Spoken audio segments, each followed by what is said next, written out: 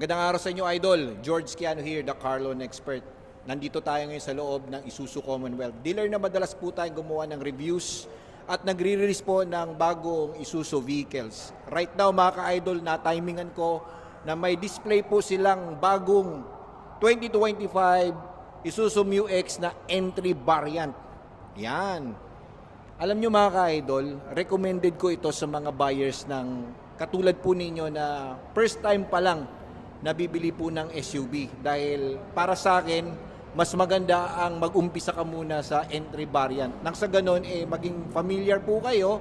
At the same time, mas makatipid-tipid po kayo in terms of down payment at the same time, monthly. At tamang-tama mga ka-idol dahil bago ang presyo for the month of February at may bago din po silang promo. Ngayon, papa-assist tayo kay Sir Anthony Hoya. Ayan. Yes. Si Sir Anthony Hoya po ang aking certified agent dito. Kaya just in case malapit po kayo dito sa area, napadaan po kayo dito along Commonwealth at naisip po ninyo na, teka, daan mo na kaya ako ng Isuzu para naman maikutan ko, makapagpakota ko, or kung sakasakali, baka mag-test drive na rin ako dahil baka mamaya may approval na pala kayo sa ibang brand, ibang dealer. Naisip mo, baka ilipat mo na lang kay Anthony Hoya. Why not, Idol? Di ba? Kaya sabihin mo, kapag nandito ka, the car loan expert ang napanood ko o follower po niya ako. Nasa ganun, mabigyan po kayo ng magandang offer ni Sir. Sir, magkano presyo niyan?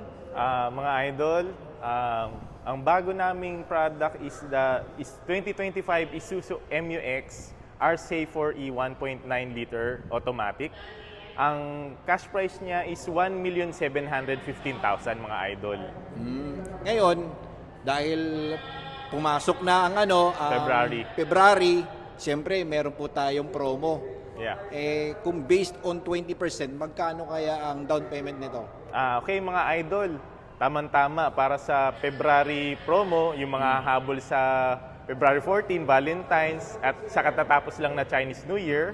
So, meron kaming low cash out payment para sa Isuzu MU-X for as low as 79,000 all-in. Ang monthly niya sa 5 years nasa 35,432, subject for bank approval, pero preferably RCBC bank approval.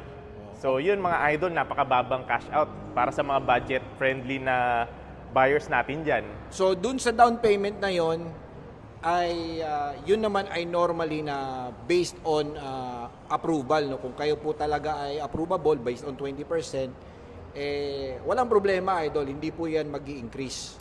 Yun nga lang, siyempre, depende kung kayo po ay approvable. Hindi po kami mangangako, ano? Dahil yun ay nakadepende po sa bangko kung kayo po ay pasado. Okay? And yung down payment na yon, that includes comprehensive insurance, chattel mortgage, 3 years registration, plus yung in-house previous po natin. Yes, ang mga in-house previous namin ay 3M tint sa front, then wrap around solar guard sa buong bintana. Tapos may kasamang seat cover, matting, early warning device. Tapos isasama ko na rin yung mga limited edition namin na Isuzu umbrella at saka Isuzu keychain. Pero kung dedirekta kayo kay Idol, car loan expert, baka meron pa siyang ibibigay bukod sa amin kasi bilang valued viewers kayo ni The Car Loan Expert kasi nakakailang followers ka na Idol? Ngayon, mga magsi-73,000 na. Oh, yun. Kumbaga, parang ano na siya, parang anniversary. Guys, tulungan nyo ako mag-silver button, ha? Dahil malaking ano po yun sa akin, malaking tulong. Yes. No? Na dumami po ang aking mga followers. Kaya ang gagawin po ninyo is, subscribe po ninyo, pasubscribe nyo na po ang inyong family members, relatives and friends, dahil who knows, maybe some of them baka pabili po ng bago sasakyan, at least matulungan po natin sila. At kung meron po kayong issues with regards to your auto loan, kayo po ay na-decline, may hit po kayo ASIMAP, mali-mali yung mga documentation po ninyong pinasa, mali po yung inyong pagsagot, o meron po kayong history na na-past due po kayo dati, tapos nakabayad naman kayo or nahatakan po kayo ng sasakyan, pwede nyo pong ilapit sa akin. Nang sa ganun, ma-correct po natin, ma-guide ko po kayo at makakuha uli kayo ng panibagong sasakyan. Yes, tama mga Okay. idol. So, dito na tayo, idol. Okay, umpisa natin dito sa harapan at hawak ko ang aking magic pointer. Okay, ito, idol, ay siyempre, basic tayo, no? Basic. Yeah. So, when you said basic, basic din ba yung ating headlamps? Actually, idol, ang kagandahan dito, naka-DRL na siya. Ito yung DRL Yes, ba? daytime running lights. Okay. Tapos naka-projector type headlights. Ito LED. Yung DRL. Ito, Yes. ano siya? Projector type, kumbaga, ano Halogen. pa rin siya? Yellow bulb. Oo. Okay. Tapos ito, bulb type, side turn Yes, bulb signal type. lamp. Yeah. And then halogen. Wala siyang fog lights kasi base model. Yung Okay. pataas na variant lang ang meron. Tapos piano black finish. Okay, same yung dimensions natin doon sa top of the line, 'di ba? Yes, top of the line and the mid variant, same body dimensions. Kumbaga Okay. engine at saka internal specification lang yung dinagdag. Okay. Okay, dito naman tayo sa bandang gilid. Okay, bandang gilid natin, ayan, as you can see, basic na basic. Hindi tayo naka body color. Ito po ay matte black finish. Ito po ba ay power retract? No, kumbaga manual retractor yung side mirror niya. Talagang napaka-basic niya. Ang naka-power lang sa kanya yung mirror adjust. Mirror adjust lang. And then, push start engine po ba siya? Conventional rotating key. Rotating Pero key. meron siyang remote para sa lock and lock configuration. Okay. Ayun. So, gilid natin, as you can see, ito po yung mga linya niya, character lines. Ayan, very sharp yung mga edges po niya. So, ibig sabihin, matibay po yung ating body. Yes. Pakinggan nyo, idol, oh. Oh. Yan, buong buo. Kasi may side impact beams siya kaya medyo Oo. mabigat. Tsaka, mukhang maganda siguro yung ano nito, NBH nito, no? Yes. Oo. NBH stands for Noise variation noise harshness. harshness. NBH, noise vibration is Yes, harshness. harshness pala, yeah. Okay, good. So, on top, wala po tayo nakalagay dito na roof rail. Yeah. Basic na basic. Pero may nabibili ba silang ano dito? roof rail? Aftermarket. Yeah, Aftermarket. Okay. Then, gulong natin. Tingnan natin yung size ng ating gulong. 17. 17-inch alloy wheels, ventilated disc. Dunlop tires po tayo na Grand Trek. Ayan. And then, meron tayong mudguard dito. Meron din tayong wheel well cover para hindi po pumasok yung mga dumi doon sa loob ng kanyang engine. And sa rear naman natin, okay, disc brake din. Kapay natin kung ito ay ventilated. So, Ayan. para sa air cooling system Okay. niya. Ventilated din, Yes. standard mudguard tayo. Okay? Bandang rear, ito yung spoiler natin. Third brake light, LED rin. Ating rear wiper, defogger natin. Ito ba, idol, is LED o... Yes, itong side niya is LED pero bulb type pa rin yung hazard, yung So, backing lights. Meron rin siyang backing lights and reverse light. Magkahiwalay yung switch nung reverse light sa backing light. okay. Ito naman is reverse Camera, and reverse sensors. Reverse sensors, ayan. Tapos underfloor yung ating Yes, yung pinaka-spare tire. Oo. Napansin ko, idol, wala dito yung kanyang antena. Yes, kasi actually, pillar type antenna pa rin siya pero yung natatanggal siya, nadidetach siya kasi screw type. Okay. So, pasok na tayo dito, idol. Tignan natin yung kanyang interior. So, umpisa dito sa kanyang door panel. Ayan, plastic. It's made of plastic. Ito naman ay silver accent. Ito naman ay fabric. Nandito yung switches para sa ating windows. Door locks natin. Lagayan natin bottle holder. Siguro yung medyo malaki-laki Yung mga aqua flask. Aqua Kasya flask, dyan, kasya aqua dyan. flask. Okay. And pagdating naman sa kanyang dashboard, ito ba ay pure leather o synthetic leather? Synthetic leather. Synthetic leather, ayan, idol, oh. Okay, tapos narito yung kanyang Dial type. Yung niya, yung speedometer and RPM. ayan, idol. Tapos digital information system pag na siya, naka-start. Tapos steering wheel po natin. Polyurethane steering wheel. Ayan, tignan niyo ha. Wala nga lang ditong controls, ano? Oh, yes, oo. Pero then- tilt adjust na siya. Yun yung dinagdag, tilt adjust. Pasok ka nga, Idol, para sige. makita ng ating mga viewers. As you can see, 5'11 ako ha. Ayan. Ito yung height configuration. So, Oo. hindi pa to sagad. Pwede ko pa isagad. Oo. So, yun. Ito yung relax position ko sa driving. Nakaano na siya. Telescopic tilt adjust. So, Okay. kung mataas o mababa yung driver, pwede na niyang ma-adjust. Yan. Ang kulang na lang dito yung height adjustment. Pero kumbaga, reclining at saka yung Wala siyang height forward. adjust dito, pero recline lang siya. recline lang, oo. Kaya Okay. dito na lang nag-compensate. Okay. Naka-telescopic tilt adjust yung manibela para sa mga mas mababang driver, komportable pa rin sila sa steering wheel grip. Tapos meron pa ditong to? Bali mga can holders or cup holders. So dalawang Yes. na pwede kang maglagay dito, no? Coins or yung baso, yung mga Oh, okay. coffee, yung mga styro cup coffee. Okay.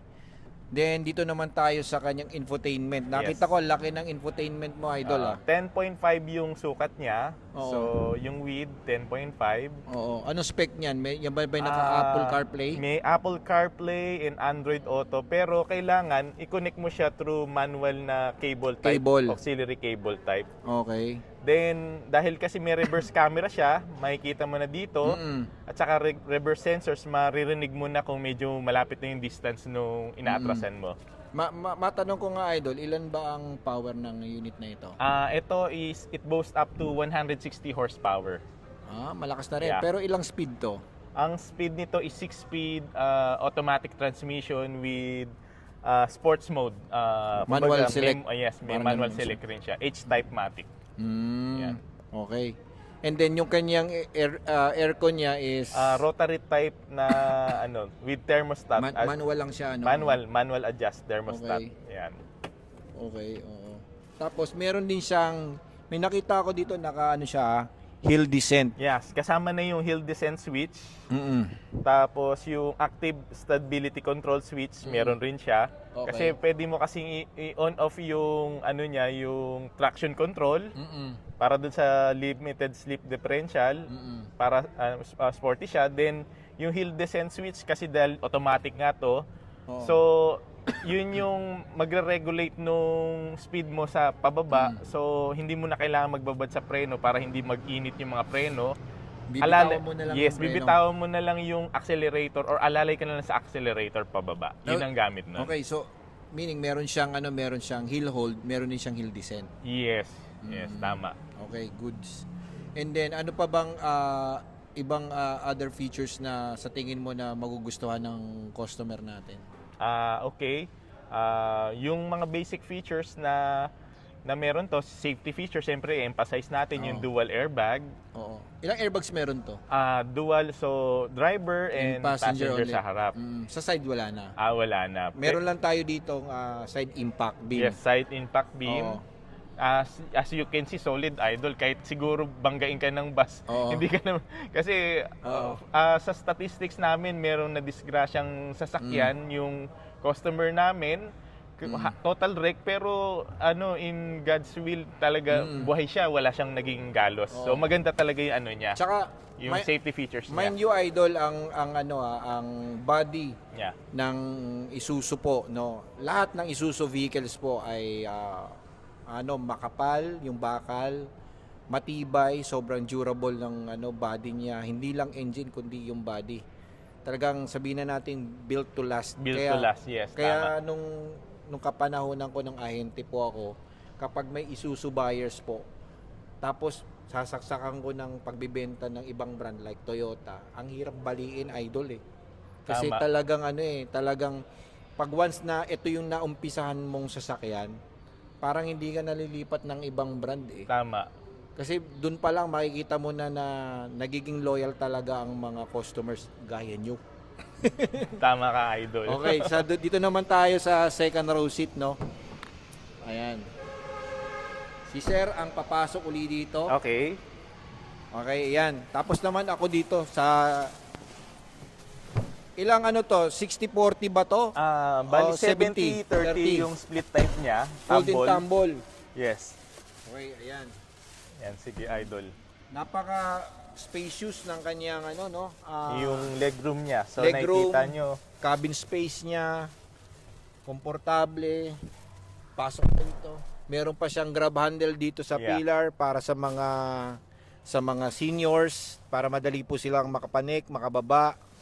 Tapos grab handle dito, individual air vents. Yes. Hanggang likod. Ayan, oh, hindi naman Andito, brother, yung pinaka airflow control niya o yung fan control niya sa gitna. Meron rin sa harap, pero kung sakaling walang nakasakay sa likod, pwede mo i-off kung bata lang yung nakasakay dito sa gitna. So at least kahit kalikutin, di ba? At least hindi magagalaw. good na good nga talaga ito. Yeah. No? Tsaka tingnan mo yung legroom, idol, oh. Yeah, Ayan.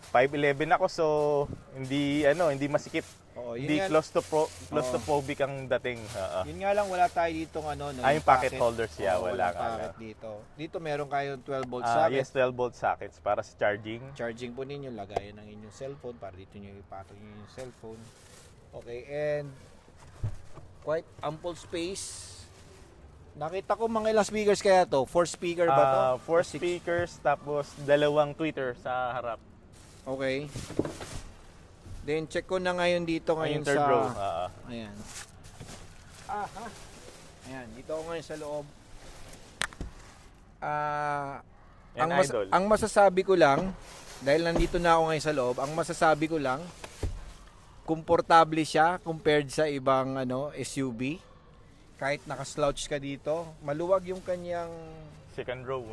third row seats Third niya. row pala, sorry. Ayan, tapos meron siya ditong lagayan ng bottle holder o pwede na rin ng cup tsaka cellphone. Okay Okay, goods na goods ito para Yes. sa akin for entry level.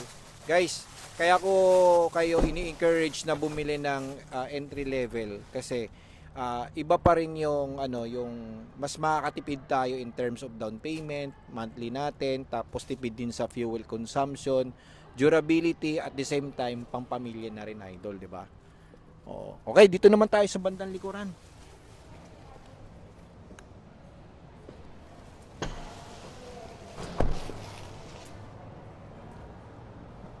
Ayan. Okay, yung ating boot space, narito yung kanyang, ano ba to? Parang compartment sa mga tools. So yung tools niya, saan nakalagay Actually, dito? nandito sa gilid yan.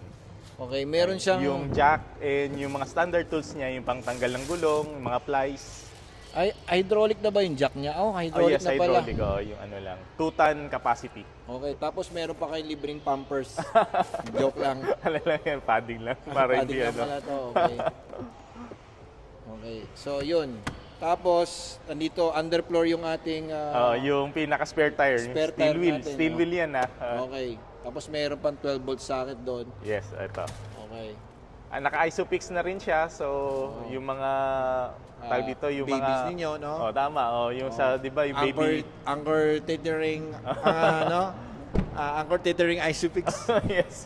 Okay, dito na tayo sa sa makina naman. Ayan. Bukas na yan, idol. Ayan, Okay. makina naman tayo.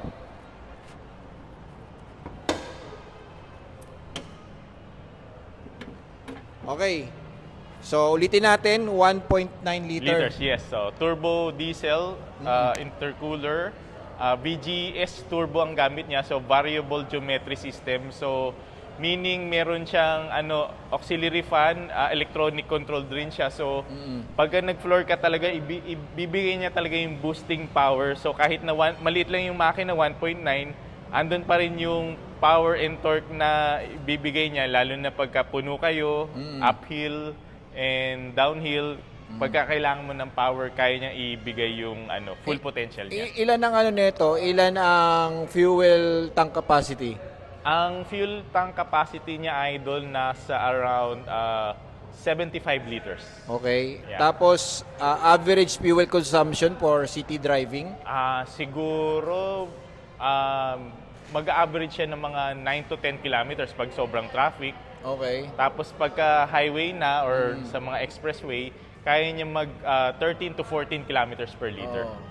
Oh, guys, since nandito kami, hindi naman kami nag-test drive ngayon at ako personally, hindi rin ako familiar sa fuel consumption, power, tsaka yung kanyang driving comfort.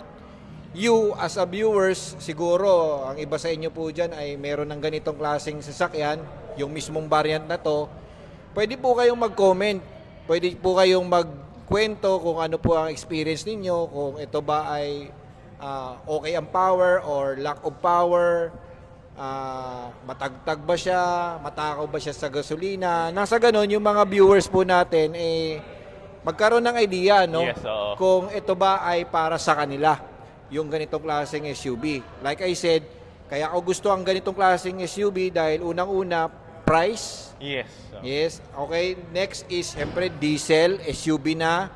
At the same time, ito talaga yung pinaka-basic para sa akin na wherein kahit masira, hindi po madugo sa bulsa. Yes, tama. No? Kasi the more na high-tech ang iyong sasakyan, the more mas mahal. Yes, Lalo complicated ng technology pag Oo. masyadong maraming mga digital features Yes. na naka-include kapag doon. may nasira, nabangga, Yeah. mas mahal. Yes. Lalo na kung kayo ay hindi nagpapa-insured ng sasakyan. Tama. Idol. Okay? So, yun lang mga idol, no? Thank you for watching this video, no? And I hope, just in case na pabili po kayo ng bagong SUV, consider nyo rin po ang Isuzu. Lalo na kung malapit po kayo dito sa area na ito. Try nyo pong mag-test drive muna bago po kayo mag-decide kung anong SUV ang gusto ninyong bilhin. Dahil who knows, baka ito talagang para sa inyo. At kapag naiuwi po ninyo ito at tumagal po sa inyo, magpapasalamat din po kayo sa amin dahil naging masaya po kayo sa pag-purchase ninyo ng bagong Isuzu MU-X. Tama. Okay? So guys, thank you for watching kay The Carlone Expert. Anong number mo nga, idol, kung just in case na magtanong sila? Okay, Idol. Kung balak nyo mag-test drive at mag-view ng unit, you can reach me at my mobile number, 0927-153-0044, Viber ready. Hanapin nyo lang po ako, si Anthony Hoya of Isuzu Commonwealth, and will gladly assist you and give you the best services na we can offer dito sa Isuzu Commonwealth. Basta sabihin mo, The Carlone Expert para makalibre ka ng, ng Dashcam ba? dashcam. Oo. Pero kapag nirelease mo, saka mo sinabi, sorry. Sorry. Okay. Okay, thank you.